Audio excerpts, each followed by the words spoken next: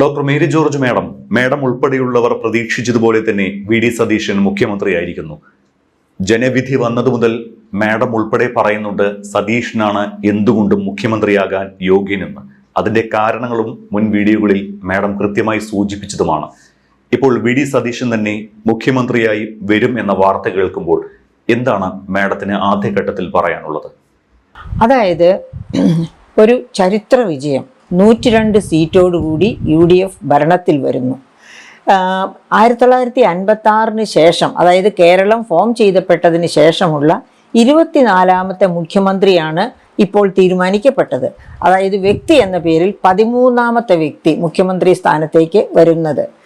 അപ്പം ഈ ഇലക്ഷൻ കഴിഞ്ഞ് ഇലക്ഷൻ റിസൾട്ട് 102 സീറ്റ് എന്ന ചരിത്ര വിജയം നേടിക്കഴിഞ്ഞപ്പോൾ തന്നെ കേരളത്തിലെ ജനങ്ങൾ ആഗ്രഹിച്ചിരുന്നു ശ്രീ വി.ഡി. സതീശൻ തന്നെ മുഖ്യമന്ത്രിയായിട്ട് വരണമെന്ന്. കാരണം അദ്ദേഹത്തിൻ്റെ പാടവത്തിലുള്ള വിശ്വാസം കൊണ്ടാണ് ഇത്രയധികം ജനം, അതായത് മാർക്സിസ്റ്റ് പാർട്ടിയിൽപ്പെട്ടവർ പോലും തിരിച്ചുകുത്തി. അത് നമുക്കറിയാം.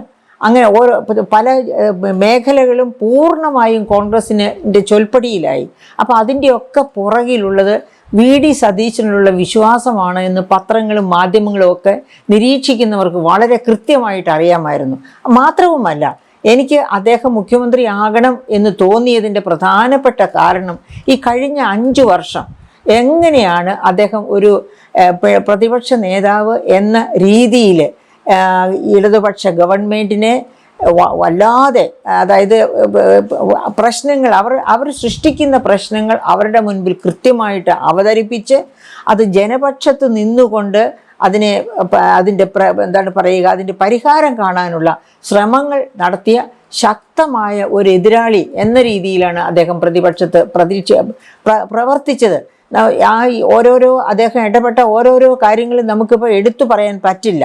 പക്ഷേ അത് ഓരോന്നും നമുക്ക് നന്നായിട്ട് അറിയാവുന്ന, നമ്മുടെ മനസ്സിൽ ഉദാഹരണത്തിന് തന്നെ ഞാൻ ഒരു ചെറിയ എക്സാമ്പിൾ, ആരും മറന്നു പോകാൻ സാധ്യതയില്ലാത്ത രാഹുൽ മാങ്കൂട്ടത്തിൽ ഉദയസൂര്യനെ പോലെ ഉദിച്ചു വന്ന ഒരു നേതാവായിരുന്നു. പക്ഷേ അദ്ദേഹത്തെ പറ്റി ഒരു കളങ്കം, അത് തീരെ ചെറിയ കളങ്കമല്ല, ഒരു കളങ്കം ഉണ്ടായതായി മനസ്സിലാക്കിയപ്പോൾ ഒരു നോക്കി നിൽക്കാതെ മറ്റ് സഹപ്രവർത്തകർ എന്തു പറയുമെന്ന് പോലും ആലോചിക്കാതെ അദ്ദേഹത്തെ പുറത്താക്കാനുള്ള ആ തീരുമാനം, അതുപോലെ ശക്തമായ തീരുമാനങ്ങൾ ഒരുപാട് എടുത്ത കൂട്ടത്തിലാണ് ശ്രീ വി.ഡി. സതീശൻ. അപ്പം സത്യത്തിൻ്റെ ഭാഗത്ത് നിൽക്കുന്നവനാണ് വി.ഡി. സതീശൻ. ജനങ്ങളുടെ പക്ഷം ചേർന്ന് പ്രവർത്തിക്കുന്നവനാണ്. ജനനന്മയാണ് അദ്ദേഹത്തിൻ്റെ മുഖ്യ ലക്ഷ്യം എന്ന് എസ്റ്റാബ്ലിഷ് ചെയ്യത്തക്ക രീതിയിലുള്ള പ്രവർത്തനങ്ങളാണ് അദ്ദേഹത്തിൻ്റെ ഭാഗത്ത് നിന്ന് ഉണ്ടായത്. പക്ഷേ ഇലക്ഷൻ കഴിഞ്ഞപ്പോൾ എന്താണ് സംഭവിച്ചത്? നമ്മെ എല്ലാവരെയും ഞെട്ടിച്ചുകൊണ്ട് മറ്റ് സ്ഥാനാർത്ഥികളും മുഖ്യമന്ത്രി പദവിയിലേക്ക് വരുന്നു. ഇപ്പം കെ.സി. വേണുഗോപാലാണെങ്കിലും രമേശ് ചെന്നിത്തലയാണെങ്കിലും അവരെ ഒരു തരത്തിലും ഞാൻ മോശമായി കാണുന്നില്ല. രമേശ് ചെന്നിത്തല ജീവിതകാലം മുഴുവനും കോൺഗ്രസിൽ കേരളത്തിന് വേണ്ടി പ്രവർത്തിച്ചവനാണ്. അദ്ദേഹം എനിക്ക് ഓർമ്മ ഉള്ള കാലത്ത്, ഞാൻ കോളേജിൽ പഠിക്കുന്ന കാലത്ത് തന്നെ അദ്ദേഹം ഒരു ദേശീയ തലത്തിൽ കോൺഗ്രസിന് വേണ്ടി പ്രവർത്തിച്ചുകൊണ്ടിരുന്ന യങ് ടർക്ക് എന്ന ഒരു കാറ്റഗറി ഉണ്ടായിരുന്നു ആ കാലഘട്ടത്തിൽ. ആ യങ് ടർക്കായിട്ട് പ്രവർത്തിച്ചവനാണ് അദ്ദേഹം. അതുപോലെ കെ.സി. വേണുഗോപാലും. ആ കെ.സി. വേണുഗോപാലാണെങ്കിലോ അദ്ദേഹം ഇപ്പോൾ ഞാൻ അത്ഭുതപ്പെട്ടത് അങ്ങനെയാണ്. അദ്ദേഹം മുഖ്യമന്ത്രി സ്ഥാനത്തേക്ക് വരുന്നു എന്ന് കേട്ടപ്പോൾ ഒരു നല്ല ശക്തനായ ഒരു നേതാവ്, ഇന്ത്യ മുന്നണിയുടെ കൂടെ പക്ഷത്ത് രാഹുൽ ഗാന്ധിയുടെ വലങ്കൈയായിട്ട് നിന്ന് പ്രവർത്തിക്കുന്ന കെ.സി. വേണുഗോപാൽ, അദ്ദേഹം അവിടെ നിന്ന് ഇങ്ങോട്ട് മുഖ്യമന്ത്രിയായി പോന്നാൽ ഒന്നുകിൽ കേരളം അവഗണിക്കണം, അല്ലെങ്കിൽ ഇന്ത്യ മുന്നണിയെ അവഗണിക്കണം. ഇത് രണ്ടും കേരളത്തിന് അപകടം ചെയ്യും. ഇന്ത്യ മുന്നണിക്കും കോൺഗ്രസിനും ഇന്ത്യയുടെ ഭാവിക്കും അപകടം ചെയ്യുമെന്ന് ഉറപ്പുള്ളത് കൊണ്ടാണ് കെ.സി. വേണുഗോപാൽ മുഖ്യമന്ത്രി പദവിയിലേക്ക് വരരുത് എന്ന് ഞാൻ ആഗ്രഹിച്ചതും ഞാൻ അങ്ങനെ തന്നെ വീഡിയോകളിൽ ഷെയർ ചെയ്തതും. അപ്പം അതുപോലെ തന്നെ രമേശ് ചെന്നിത്തല, അദ്ദേഹത്തിന് ഒരുപാട് സാധ്യതകൾ കിട്ടിയ ആളാണ്. യങ് ടർക്ക് എന്ന രീതിയിലൊക്കെ പ്രവർത്തിച്ചു, ശരിയാണ്. പക്ഷേ അദ്ദേഹം പലതവണ മന്ത്രിയായിരുന്നു, അങ്ങനെ ഒരുപാട് പദവികൾ അനുഭവിച്ച ആളാണ്. പക്ഷേ വി.ഡി. സതീശൻ അങ്ങനെയല്ല. ഇത്ര പ്രായത്തിലും അദ്ദേഹം അപൂർവമായിട്ട് മാത്രമേ പദവികളിൽ എത്തിച്ചേർന്നിട്ടുള്ളൂ. അങ്ങനെ തനിക്ക് ആദ്യം കിട്ടിയ പ്രധാനപ്പെട്ട പദവിയാണ് ഈ പ്രതിപക്ഷ നേതാവ്. അവിടെ അദ്ദേഹം 101% വിജയിച്ചു. 101% അത് വിജയിച്ചു എന്ന് മാത്രമല്ല 100 മേനി വിളവും പുറപ്പെടുവിച്ചു. അപ്പോൾ അങ്ങനെയുള്ള ഒരാളെ തഴഞ്ഞുകൊണ്ട് മറ്റൊരാൾ ആ സ്ഥാനത്തേക്ക് വരുന്നത് ആർക്കും ഈ മലയാളക്കരയിലെ യുക്തിസഹമായി ചിന്തിക്കുന്ന ആർക്കും ചിന്തിക്കാൻ പറ്റുന്ന കാര്യമായിരുന്നില്ല. അതിൻ്റെ അനുരണനങ്ങളാണ് കാസർഗോഡ് മുതൽ പാറശാല വരെ നമ്മൾ കേട്ടതും കണ്ടതുമൊക്കെ ആ പ്രതീക്ഷയുടെയും പ്രതിഷേധത്തിൻ്റെയും അനുരണനങ്ങളാണ്. അങ്ങനെയാണ്. അപ്പോൾ ഇപ്പോൾ ഇവിടെ നമ്മൾ ആരോടൊക്കെയാണ് നന്ദി പറയേണ്ടത്? ഇദ്ദേഹത്തെ തന്നെ ഇത് കൊണ്ടുവരുന്നതിന് ആദ്യം നന്ദി പറയാതിരിക്കേണ്ടത് നമ്മുടെ തെരഞ്ഞെടുക്കപ്പെട്ട MLA-മാരോടാണ്. അവരിൽ ഭൂരിപക്ഷവും VD സതീശനെതിരെ വോട്ട് ചെയ്തു എന്ന് നമ്മൾ മനസ്സിലാക്കിക്കൊണ്ടിരിക്കുകയായിരുന്നു. ആ തെരഞ്ഞെടുക്കപ്പെട്ടവരുടെ തീരുമാനം മതിയല്ലോ എന്ന് ഉണ്ടായ പല ഭാഗങ്ങളിൽ നിന്നുമുണ്ടായ കമൻറ്റുകളും നമ്മൾ കേട്ടു. അതായത് സ്ഥാനാർത്ഥി മോഹികൾ, മുഖ്യമന്ത്രി മോഹികളുടെ വായകളിൽ നിന്ന് അല്ലെങ്കിൽ അവരുടെ അനുകൂലികളുടെ വായകളിൽ നിന്ന് ഈ തെരഞ്ഞെടുക്കപ്പെട്ടവരുടെ തീരുമാനം മതിയല്ലോ എന്ന് പറഞ്ഞു. പക്ഷേ എനിക്ക് പറയാൻ ഒരു കാര്യമുണ്ട്. ഞാനും ഒരു മലയാളിയാണ്. അപ്പോൾ എനിക്ക് പറയാനുള്ള കാരണം ഇതാണ്: തെരഞ്ഞെടുക്കപ്പെട്ടവർ ഓർത്തിരിക്കുക, അവർ പറയേണ്ടത് അവരെ തെരഞ്ഞെടുത്ത ജനങ്ങളുടെ ഹിതമാണ്, അല്ലാതെ നക്കാപ്പീച്ച മോഹിക്കുന്ന അവരുടെ ഹിതമല്ല അവരുടെ മുകളിലുള്ളവർ ചോദിക്കുമ്പോൾ പറയേണ്ടത്. ഇവിടെ അതാണ് സംഭവിച്ചത്. അവർ മോഹിക്കുന്ന പലതും നേടിയെടുക്കാൻ വേണ്ടി അതിന് പ്രാപ്തരാണ് എന്ന് തോന്നുന്നവരുടെ പേരുകളാണ് അവർ പരാമർശിച്ചത്. അത് അല്ല, അവരെല്ലാവരും ജനഹിതമനുസരിച്ച് പേരുകൾ നിർദ്ദേശിച്ചിരുന്നെങ്കിൽ ഈ 10 ദിവസം മലയാളക്കരയെ ഇങ്ങനെ നോക്കി നിർത്തേണ്ട കാര്യമില്ലായിരുന്നു. സമസ്ത മാധ്യമങ്ങളും സമസ്ത വ്യക്തികളും ഹൈക്കമാൻഡിനെ എന്താണ് ഈ ഹൈക്കമാൻഡ് എന്നൊക്കെ പറഞ്ഞ് വിമർശിക്കേണ്ട ഒരു ഗതികേടും വരില്ലായിരുന്നു. അതുകൊണ്ട് ഇതിൻ്റെ ക്ഷതം മുഴുവനും പറ്റിയത് ഹൈക്കമാൻഡിനാണ് എന്നോർക്കണം. എന്താണ് ഹൈക്കമാൻഡ്? ആരാണ് ഹൈക്കമാൻഡ്? ഈ തരത്തിൽ തരം താഴ്ത്തി അവരെപ്പറ്റി സംസാരിക്കാൻ ഇടവന്നെങ്കിൽ അതിൻ്റെ മുഖ്യ കാരണം ഇവിടെ നിന്ന് ഈ പ്രാവശ്യം തിരഞ്ഞെടുക്കപ്പെട്ട MLA-മാരാണ് എന്ന കാര്യം MLA-മാർ മറക്കാതിരിക്കുക. അതായത് തലമറന്ന് എണ്ണ തേക്കുന്നവർക്ക് ഭാവി അത്ര ഭാസുരമായിരിക്കില്ല എന്നുകൂടി ഓർത്തിരിക്കുന്നത് നല്ലതായിരിക്കും. അപ്പോൾ ഇവിടെ ആരോടാണ് അപ്പോൾ പിന്നെ നമ്മൾ നന്ദി പറയേണ്ടത്? MLA-മാരോട് നന്ദി പറയേണ്ട കാര്യമില്ല. ചുരുക്കം MLA-മാർ, അതായത് വളരെ ശക്തമായ രീതിയിൽ അഭിപ്രായം പറഞ്ഞ K. മുരളീധരൻ സർ പോലെയുള്ളവരെ എനിക്ക് ഓർമ്മയുണ്ട്. അങ്ങനെ വളരെ ചുരുക്കം MLA-മാരാണ് ശക്തമായ നിലപാടോടുകൂടി VD സതീശനെ തന്നെ സപ്പോർട്ട് ചെയ്തത്. അത് അല്ലാതെ നമ്മുടെ നേരത്തെ KPCC പ്രസിഡൻ്റായിരുന്ന VM സുധീരൻ, അദ്ദേഹത്തിൻ്റെ പേരും ഞാൻ ഒരു കാരണവശാലും മറക്കില്ല. പിന്നെ നമ്മൾ നന്ദി പറയേണ്ടത് ആരോടാണ്? ശ്രീ AK ആൻ്റണിയോട്. അദ്ദേഹം തലമുതിർന്ന നേതാവാണ്. അതുകൊണ്ട് തന്നെ അദ്ദേഹം കേരളത്തെ സസൂക്ഷ്മം വീക്ഷിക്കുന്ന വ്യക്തിയാണ്. അങ്ങനെ അദ്ദേഹം വളരെ ശക്തമായ രീതിയിൽ VD സതീശൻ തന്നെ വരണം. കാരണം അദ്ദേഹത്തിന് VD സതീശനുള്ള പ്രത്യേക സ്നേഹം കൊണ്ടായിരിക്കത്തില്ല, കേരളത്തിൽ സംഭവിച്ചുകൊണ്ടിരുന്നത് അത് VD സതീശൻ ഇനീഷ്യേറ്റ് ചെയ്തതല്ല, ജനങ്ങൾ ഇനീഷ്യേറ്റ് ചെയ്തതാണ് എന്ന് കൃത്യമായി അദ്ദേഹം മനസ്സിലാക്കി കാണും. ആ മനസ്സിലാക്കൽ അവർക്ക് അറിയിച്ചു കൊടുത്തു കാണും. അപ്പോൾ അങ്ങനെയൊന്ന്. പിന്നെ അതുപോലെ തന്നെ ഈ പറയപ്പെട്ട മുസ്ലിം ലീഗ് ഇടപെടണോ പെടണ്ടയോ എന്നൊക്കെ തീരുമാനിക്കേണ്ടത് മുന്നണിയാണ്, അല്ലാതെ കോൺഗ്രസ് മാത്രമല്ല. മുന്നണിയിലെ ഒരു പ്രധാനപ്പെട്ട പാർട്ടിയായ മുസ്ലിം ലീഗിൻ്റെ അഭിപ്രായം പറയാം. ആ അഭിപ്രായം വളരെ ശക്തമായ അഭിപ്രായമായിരുന്നു. അതുപോലെ തന്നെ മറ്റൊരു പ്രധാനപ്പെട്ട മുന്നണിയാണ് കേരള കോൺഗ്രസിൻ്റെ അഭിപ്രായവും തീർച്ചയായും ജനഹിതം അനുസരിച്ച് വേണമെന്ന് പറഞ്ഞുകൊണ്ട് PJ ജോസഫ് സാറ് അവിടെ നിന്ന് ഇറങ്ങി വരുന്നത് ഞാൻ കണ്ടതാണ്. ആ ജനഹിതം എന്താണ് എന്ന് ആരോട് ചോദിച്ചാലും പറയും VD സതീശനാണെന്ന്. അപ്പോൾ അങ്ങനെ കേരള കോൺഗ്രസിൻ്റെ താല്പര്യവും VD സതീശനെ അനുകൂലിക്കുന്നതായിരുന്നു. ഇങ്ങനെ പിന്നെ പ്രിയങ്ക ഗാന്ധിയും രാഹുൽ ഗാന്ധിയും വയനാടിനെ മറക്കാൻ പറ്റില്ല. വയനാട് എൻ്റെ ജില്ല കൂടിയാണ്. ആ ജില്ലയിലെ ജില്ലയെ തൂത്തുവാരി എടുത്തു കോൺഗ്രസ്. ആ തൂത്തുവാരലിൻ്റെ പുറകിലുള്ളത് തീർച്ചയായിട്ടും രാഹുൽ ഗാന്ധിയോടുള്ള സ്നേഹം, പ്രിയങ്കയോടുള്ള സ്നേഹം, അതോടൊപ്പം തന്നെ VD സതീശനുള്ള വിശ്വാസം. ഇത് മൂന്നുമായിരിക്കണം ആ തൂത്തുവാരലിൻ്റെ പിറകിലുണ്ടായത്. അപ്പോൾ അവരെ സമ്മർദ്ദം ചെലുത്തി. എവിടെ? പ്രിയങ്ക ഗാന്ധിയുടെ അടുക്കൽ, അതുപോലെ തന്നെ രാഹുൽ ഗാന്ധിയുടെ അടുത്ത്. അവരുടെ നേരത്തെ MP ആണല്ലോ. ആ സമ്മർദ്ദത്തിന് തീർച്ചയായിട്ടും ഇമ്പാക്റ്റ് ഉണ്ടായി കാണും. പിന്നെ അതുപോലെ നമ്മൾ നന്ദി പറയേണ്ടതായിട്ട് വേറെ പലരുമുണ്ട്. എങ്കിലും ഇപ്പോൾ അവസാനം ഘട്ടത്തിൽ ദീപാദാസ് മുൻഷിയോട്, പക്ഷേ ദീപാദാസ് മുൻഷിയൊക്കെ ആദ്യം എടുത്ത തീരുമാനം എന്തായിരിക്കുമെന്ന് എനിക്ക് സംശയമുണ്ട്. അതുപോലെ ഇവിടെ നിരീക്ഷകരായിട്ട് വന്നവർ അവരും ശക്തമായ തീരുമാനം എടുത്തില്ല എന്ന് തന്നെയാണ് എനിക്ക് മനസ്സിലാക്കാൻ കഴിഞ്ഞിരുന്നത്. അപ്പോൾ അങ്ങനെയുള്ളവർ ഏതായാലും വി.ഡി. സതീശനെ അനുകൂലിച്ച് എല്ലാവർക്കും നന്ദി പറയുകയാണ്.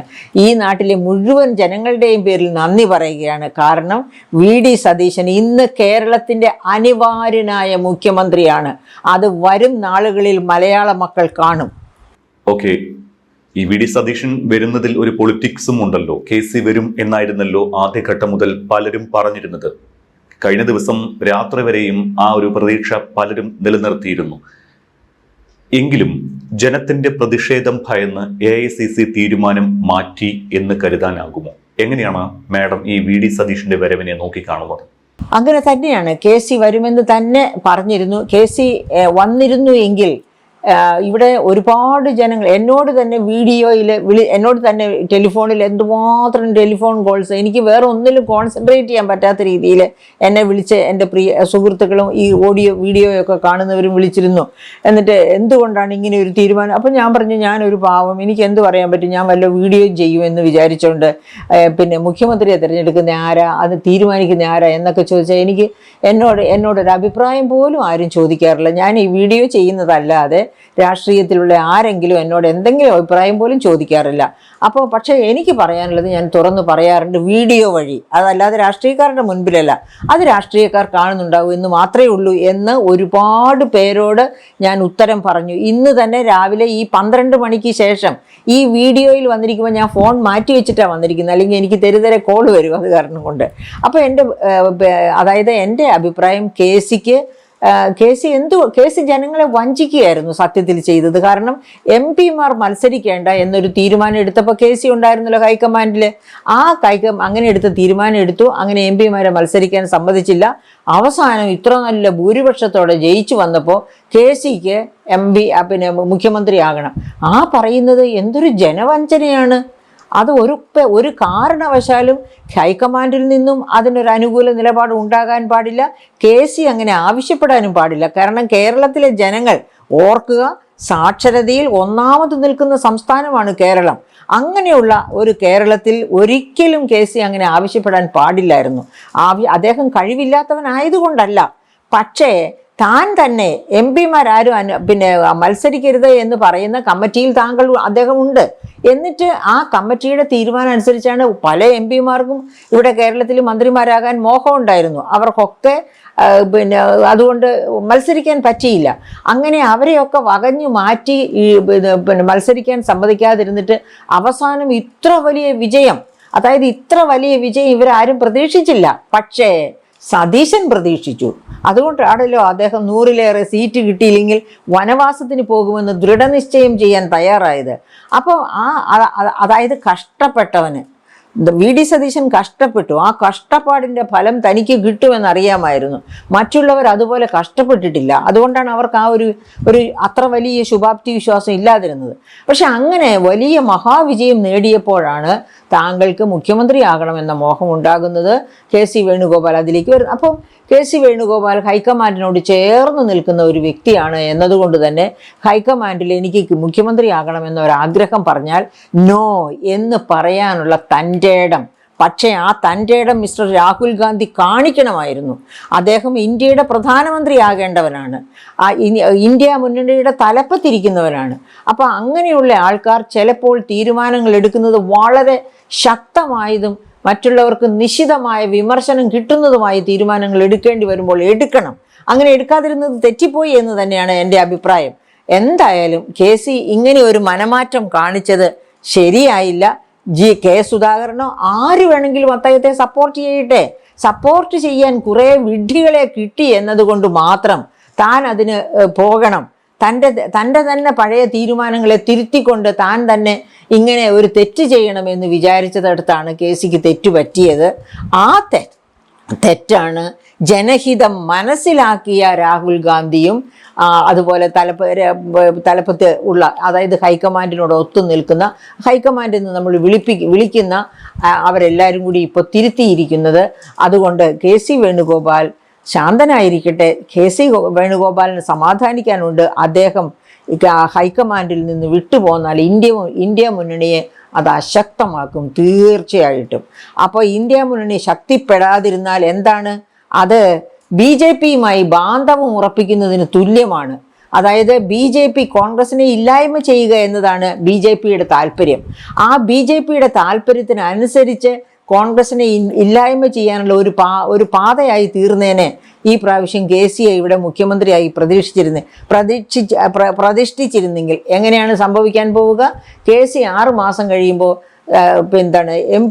MLA ആകാൻ വേണ്ടി മത്സരിക്കും. ഇവിടുത്തെ ജനങ്ങൾ ചീട്ട് കൊട്ടാരം പോലെ ആ മോഹം അടർത്തി എറിയുമായിരുന്നു, തട്ടി വീഴ്ത്തുമായിരുന്നു. അങ്ങനെ അദ്ദേഹം തിരിച്ചു പോകേണ്ടി വന്നേനെ നാണം കെട്ട്. ആ അവസ്ഥ വരാതിരുന്നത് ഇപ്പോൾ ശരിയായ തീരുമാനം എടുത്തത് കൊണ്ടാണ്. അതുകൊണ്ട് ഈ മുഖ്യമന്ത്രി കസേര കിട്ടിയില്ലെങ്കിലും അദ്ദേഹം വളരെ മാന്യമായ പദവിയിൽ ഇപ്പോൾ ഇരിക്കുകയാണ്. ആ പദവിയിൽ ഇരുന്നു കൊണ്ട് കോൺഗ്രസിനെ ശക്തിപ്പെടുത്തുക, രാജ്യത്തെ സേവിക്കുക. ഈ കോൺഗ്രസിനെ നശിപ്പിച്ചേ അടങ്ങൂ എന്ന് വിചാരിക്കുന്ന BJPക്കാർക്ക് വലിയ ഷോക്കായി കാണും. KC വേണുഗോപാലിനെ മുഖ്യമന്ത്രി ആക്കിയില്ല എന്നുള്ളത് BJPക്കാർക്ക് ഷോക്കാണ്. കാരണം KC വേണുഗോപാൽ കേന്ദ്രത്തോട് ചേർന്ന് നിൽക്കുന്നത് തീർച്ചയായിട്ടും കോൺഗ്രസിനെയും ഇന്ത്യ മുന്നണിയെയും ശക്തിപ്പെടുത്തുമെന്ന് നല്ല തിരിച്ചറിവുള്ളവരാണ് ഇവരെല്ലാം. അത്തരക്കാർക്കൊക്കെ വലിയ നിരാശയായി കാണും അദ്ദേഹം മുഖ്യമന്ത്രി ആയില്ല എന്നുള്ളത്. അപ്പോൾ ഇതാണ് എനിക്ക് അതേപ്പറ്റി പറയാനുള്ളത്.